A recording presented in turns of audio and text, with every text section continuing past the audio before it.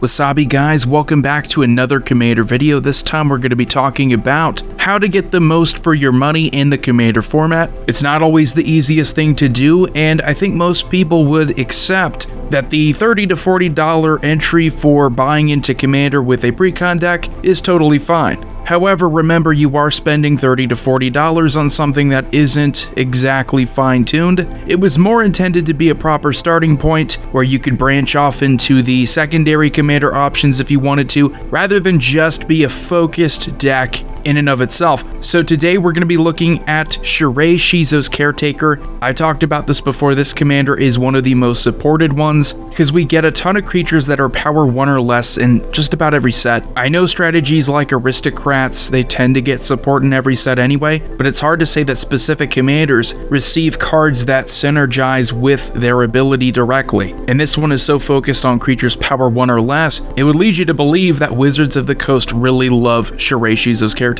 The deck I'm going to be showing you today will be linked in the description below. It'll be on moxfield.com. That's where you get to see the different price options. And if we're going by TCG player pricings, it is around $17.87. It'll be a little bit more money if you want to go on Card Kingdom, because Card Kingdom, they tend to price cards by at least 20 to 25 cents for commons and uncommons. So hypothetically, if you could find the best price for all of these cards I'm going to show you today, you'd be spending under $20, which is insane because that's pretty much half of what you're going to be spending on most precons. Shirei itself is not an expensive commander option, and if you go for the Ultimate Masters version, you're only going to spend around 40 cents, if that. Before I get into the video though, I first want to remind you, if you appreciate these videos, please do subscribe to the channel. Love the support I've been getting so far, well past 32,000. So I'm going to be going through category by category. First up we have lands, then we have mana, then we have card draw, we have removal cards, we have graveyard focused cards that bring creatures back,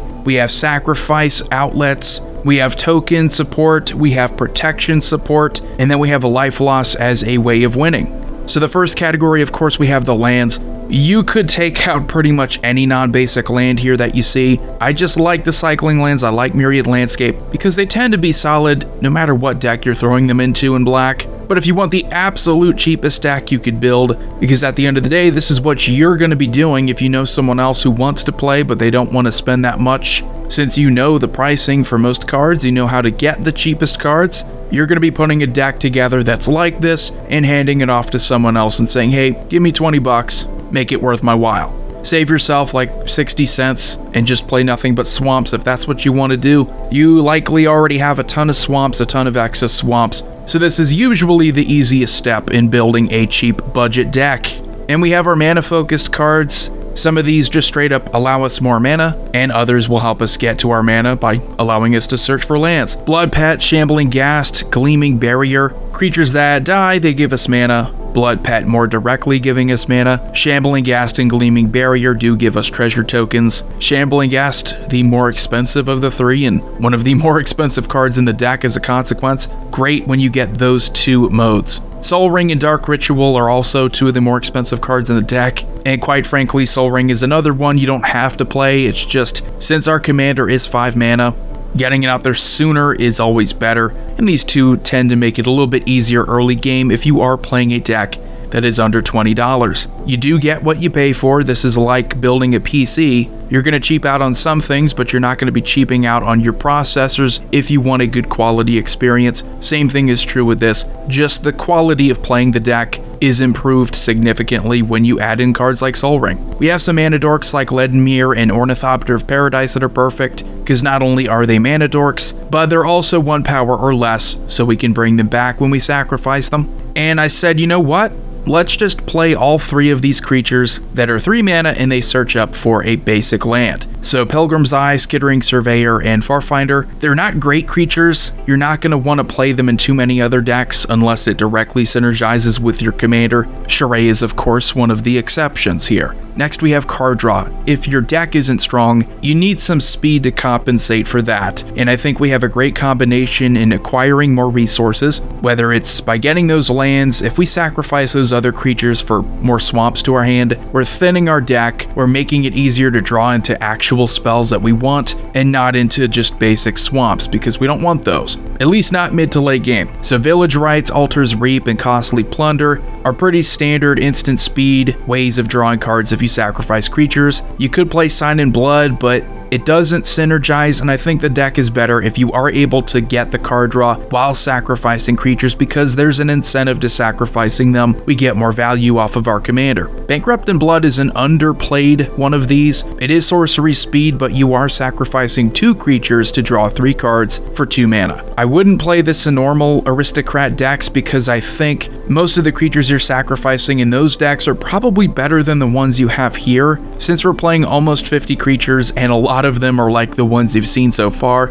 not that strong on their own, and they come back anyway with our commander, you're more inclined to want to sacrifice as many as you can. We have creatures, and this is probably the best part about card draw in this deck. A lot of creatures that enter, a lot of creatures that sacrifice other creatures to let us draw cards, and you see that here. We have newer ones like Novice Occultist, Clattering Augur, Dusk Legion Zealot, and even Skyscanner, all entering the battlefield and drawing us cards. We have Dockside Chef and Skullport Merchant almost doing the same thing, and Skullport Merchant could also qualify as a way of getting more mana because every time it enters the battlefield we get a treasure token. Morbid Opportunist is a poor man's Grim Haruspex, but considering it's also cheaper than Grim Haruspex and it also has the 1 power requirement for our commander, it makes it so much better to play it, even if we are limited in the card draw. And Mindless Automaton, a creature that can pretty much kill itself to draw us cards and then come back so it can do it all over again, is awesome. Next we have our removal package, and this is again where we're probably going to have a lot of ways of killing creatures, maybe not the most optimal ways, but we are also getting what we're paying for. Spark Harvest, Bone Shards, Eaten Alive, I think are all great updated versions of the Bone Splinters, where before you're sacrificing creatures to destroy a creature, this time around you're sacrificing creatures to destroy creatures, planeswalkers, maybe also exiling creatures or planeswalkers, so those are great. Still only 1 mana sorcery speed. Tragic Slip is one of the best removal spells that you can still play because it's incredibly easy to get off the Morbid trigger. Creatures are dying all the time in this deck. We're going to give an opponent's creature -13/-13. So awesome for getting rid of indestructibles, and Eliminate the Competition is a card I love since we have a ton of tiny creatures that are not that great on their own, maybe not that great once they're on the field and they've already had their enter the battlefield triggers.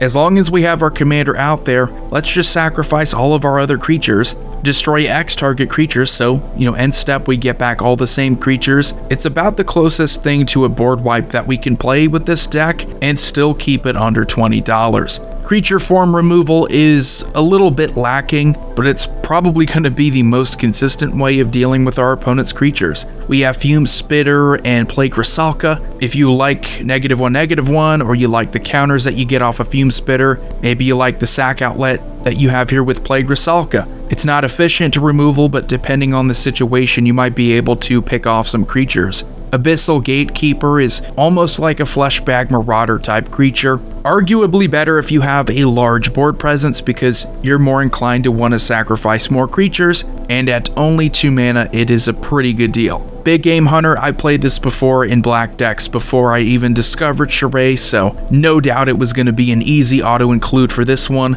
And then because I had an error in my notes, I accidentally lumped in Bone Shredder with the Graveyard Reanimation cards, but this also is one of the removal creatures. Bone Shredder destroys target non-artifact, non-black creature. Cadaver Imp and Dutiful Attendant, when they enter the battlefield, or Dutiful Attendant when it dies, you can return another target creature card from your graveyard to your hand, which mid to late game actually makes it better with certain creatures that don't necessarily qualify for Shirei's trigger, but we want them in the deck still because they have great synergies. This is how you get them back. And likewise, we also have Victimize and Dread Return because not every creature is going to come back because of our commander. And they're just great cards that you would also include in non-budget decks. And now we have our sack outlets. Now don't be discouraged, you're only going to see 5 here. Just remember that in other categories, we have several cards that sacrifice as part of a cost. Most of the deck's going to involve sacrificing. These are just the ones that we include for the sole purpose of sacrificing. Viscera Seer is an all-star. Thought Picker Witch is a bit more obscure, not a lot of people play her, but it's really fun to mess with opponents' top deck manipulation.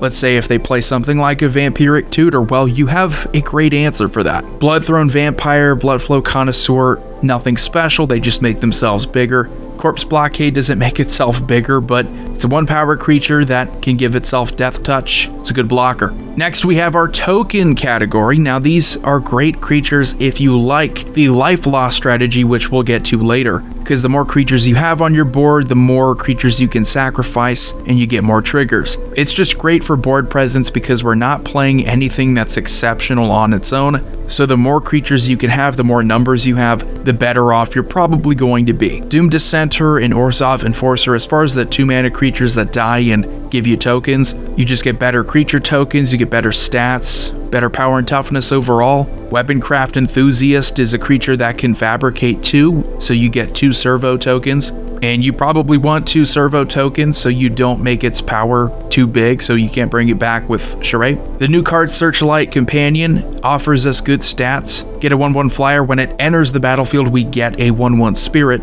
We have Sling Gang Lieutenant, also another creature that enters. We get 2 1/1 red goblin creature tokens. We can sacrifice a goblin to have target player lose 1 life and we gain 1 life. There's also Marsh Flitter. Did not feel like playing that. Marsh Flitter can't sacrifice itself. Simple enough. This is a really weird card and you're probably not going to see it in most other decks because most other decks don't tend to sacrifice creatures as often as you do here with Shirei. But Lightning Coils for only 58 cents is an incredible pseudo win con. It's not guaranteed, but if you sacrifice and you bring back creatures on each one of your opponent's turns, this could add up to a ton of charge counters. And at the beginning of your upkeep, if it has 5 or more charge counters on it, you remove all of them, put that many 3/1 red elemental creature tokens with haste into play, you have to remove them from the game at the end of turn. Let's say it's just 3 creatures that you're sacrificing and bringing back to play after you throw a Lightning Coils out there. Well, for your turn, that's 3. Your first opponent's turn, that's another 3.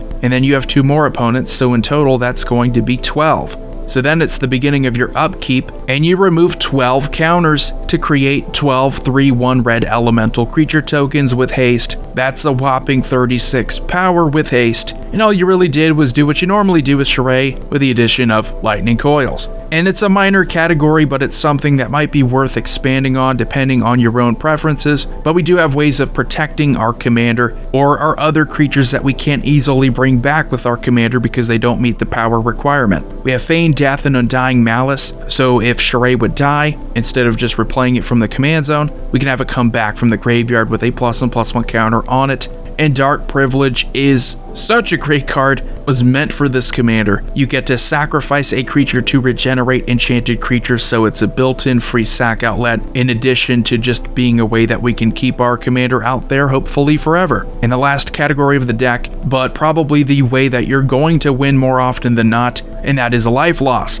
If you can kill off any of these creatures and bring them back repeatedly, that's a ton of life drain. You're taking life away from your opponents at the very least, and you're gaining some back. Cauldron Familiar is one of the more expensive cards, but for only 1 mana, and what it does, each opponent loses a life and you gain a life. That is ridiculous. It was ridiculous in Standard, and it's just as ridiculous with Shirei if you can keep killing it off and bringing it back. Serrated Scorpion's not as abusable because you have to sacrifice it first, but that's arguably even better if you have reliable sack outlets. Lampad of Death's Vigil is a sack outlet, but since you do have to pay a mana to activate it, it's not the most reliable way of sacrificing. It's just what you're going to be doing if you want to start grinding away at life totals. Karsi Sadis exploits a creature, so you have target opponent lose 2 life and you gain 2 life. Not as explosive as something like a Serrated Scorpion, but I still think the value is there, and sometimes you just want to exploit a creature in this deck. Tattered Mummy is a similar idea as Serrated Scorpion. When it dies, each opponent loses 2 life, and Zulaport Cutthroat and Falcon Wrath Noble, again, getting what you pay for the most part, and a lot of that is to make room for certain cards like Zulaport Cutthroat. It's over $1, but it's definitely worth that $1. You're going to be sacrificing mostly all of your creatures throughout the game. Having this out there at the same time is going to make it a lot easier to win. And finally, we have the last 2 cards of the deck to talk about. Grey Merchant of Asphodel and Sir Conrad the Grim. Also, ways of winning with life loss. Grey Merchant isn't super expensive, it's been reprinted a handful of times now, so that's not what we're concerned with. Sir Conrad is $1.41, but again, you do get what you pay for. A lot of that is to make room for something like Sir Conrad, so that you're actually able to win with your deck, and it's not just, oh hey look, a bunch of cheap creatures, we might be able to attack with them and bring them back, and that's it. Sir Conrad will help us win the game pretty quickly if we're able to sacrifice, keep Shirei out there. It only really takes a few turns because he's going to trigger when your creatures die, he's going to trigger when they leave your graveyard too and they come back. So if that's happening each turn and you have maybe 4 creatures that are constantly dying and coming back, that's about 8 damage each turn to each opponent. And oh yeah, you can still mill yourself with his ability. So anyway, that's going to do it for this video, the cheap Shirei Shizo's Caretaker deck, super budget. Again, the link to the deck list will be included in the description below, so make sure if you were interested in that you check it out. As always, Commander Void here signing off. I will see you all next time.